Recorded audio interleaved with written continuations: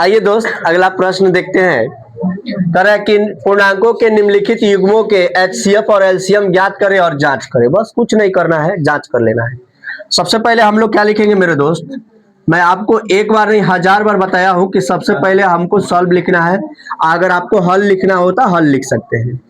एक नंबर का क्या करना है, यानी कि एचसीएफ ज्ञात करना है।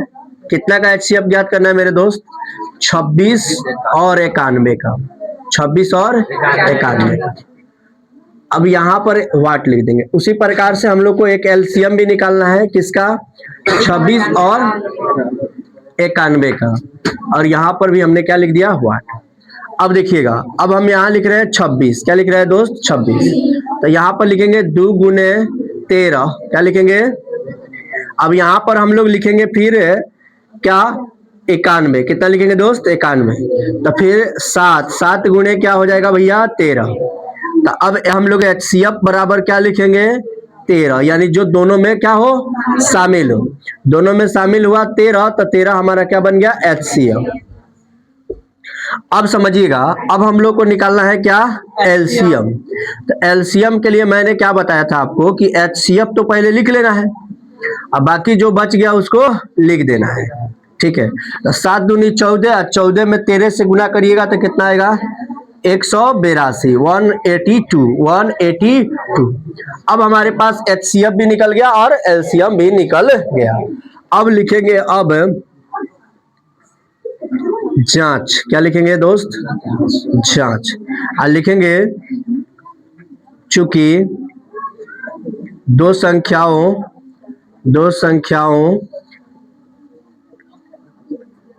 का गुणनफल इज इक्वल टू एचसीएफ गुने एलसीएम।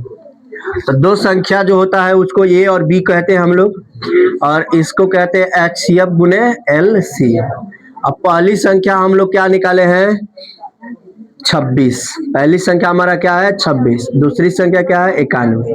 और एचसीएफ हमारा कितना निकला हुआ है, 13। और दूसरा जो है एलसीएम कितना निकला हुआ है, 182। अब देखिए, इसको हम लोग को गुना करना है। तो 13 दूनी कितना हो जाएगा, 26।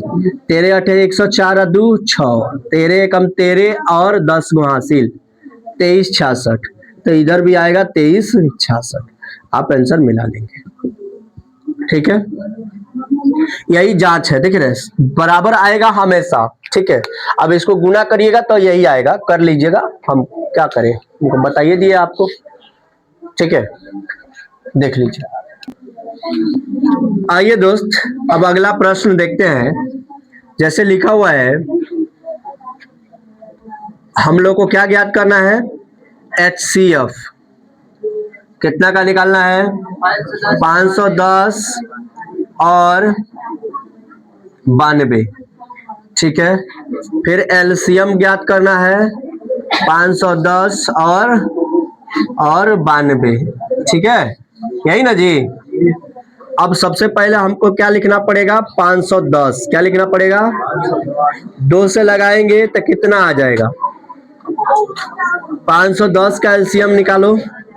2 से करोगे 255, 5 से करोगे 5 25, 5 से कम 5, 3 से लग जाएगा, 3 से करते हैं 17। तो समझ में आ गया होगा, 3 लिख देंगे, 5 लिख देंगे और 17 लिख देंगे ना। आगे देखिए, आगे लिखा हुआ है 92, कितना लिखा हुआ है दोस्त, 92। 2 से करेंगे 46, 2 से करेंगे तो 23। ठीक है, अब यहाँ पर देखिएगा, सबसे पहले हम लोग को क्या करना है, एचसीएफ ज्ञात करना है। क्या ज्ञात करना है, अब कॉमन ढूंढना होगा हम लोग को। क्या ढूंढना होगा, जो दोनों में क्या हो, शामिल हो। तो दोनों में एक ही है जो शामिल है, वो है 2।